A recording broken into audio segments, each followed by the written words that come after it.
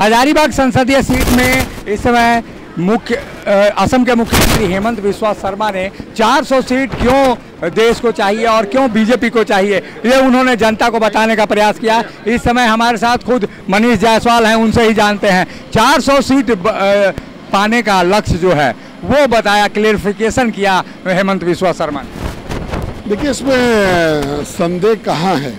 आज हर भारतीय का सर अगर ऊंचा हो जाएगा, अगर हम लोग जो पुराना भारत है, जो भारत जिसको सोने की चिड़िया बोलते थे हम लोग, अगर उस पुराने भारत को अगर हम लोग एक कर सकते हो, अगर पीओके को भी हम लोग एक कर सकते हो, तो उसमें दिक्कत कहाँ है। तो वही बात हेमंत शर्मा जी ने कहा कि भाई 300 सीट मिला तो हम लोग बड़ा बड़ा काम किए, राम मंदिर बनवाए, 370 खत्म किए, पाकिस्तान को उसका औकात बताई, ये सब चीज़ हुआ।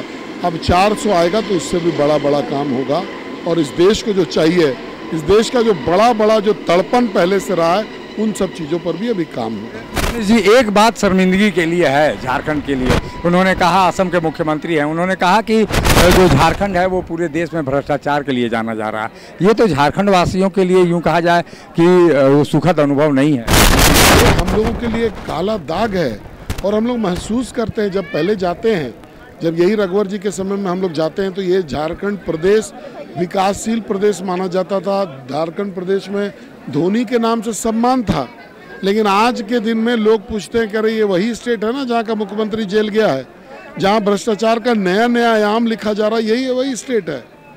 तो ये बातें सत्य है और ये बातें हो रही हैं। झारखंड के मुंह पर ये जो सरकार है, ये काला धब्बा है, दाग है। घुसपैठ को लेकर भी उन्होंने बात कही कि असम में हम झेल ही रहे हैं, अब झारखंड ऐसी स्थिति न झेले। देखिए, उनका पूर्व का अनुभव रहा है। उन्होंने कहा भी कि उनके यहाँ 35% संख्या हो गया है इन लोगों का, तो वहाँ पर जो समस्या उन लोगों ने फेस किया, आज उसी समस्या का जिक्र उन्होंने यहाँ किया कि भाई आप हम लोग को इनफैक्ट चेताया कि भाई आप बचिए, नहीं तो कहीं आपका राज्य भी इसी तरीके से नहीं हो जाए। बात तो श्योर हुए आपकी 400 के कमल में, एक कमल हजारीबाग का भी होगा। देखिए, पूरे देश में मोदी जी का बयान बह रहा है और यहाँ क्या कारण हो सकता है कि यहाँ पर नहीं रहेगा। यहाँ के भी लोगों को उतना ही मान सम्मान अधिमान मिला है, तो यहाँ पर नहीं होगा, ऐसा क्या विषय।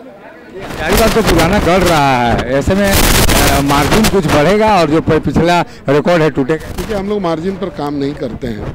हम लोग काम करते हैं कि हमारे विचारधारा के जो 80% लोग हैं, उस 80% में से कितने तक हम लोग पहुँच सकते हैं, कितने का मत हम लोग प्राप्त कर सकते हैं।